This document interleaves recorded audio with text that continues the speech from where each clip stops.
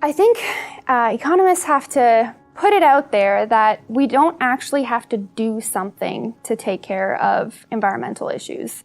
Regulation, taxation, we can think of that as something that could occur, but we don't know what the consequences could be. And oftentimes there are unintended consequences. And we need to foster entrepreneurship, and that could be environmental entrepreneurship. And that works best and it flows freely, these ideas, people making mistakes, people just trying out things in the market, creating better environmental technologies. That occurs when they're unhindered and not regulated.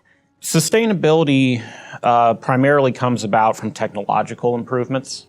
In our own readings, we've had things like how the whales were ultimately saved by the creation of kerosene, or how GMO crops, for example, allow us to use much less cropland, which allows for the prevention of deforestation.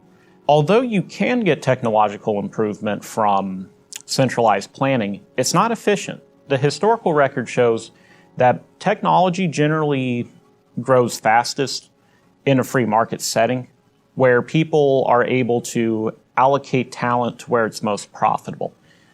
For that reason, I believe that if your goal is sustainability, then you need to prioritize technological growth, which means that you need to prioritize free markets as a means to technological growth. Environmental policy as a rule should be environmental economic policy.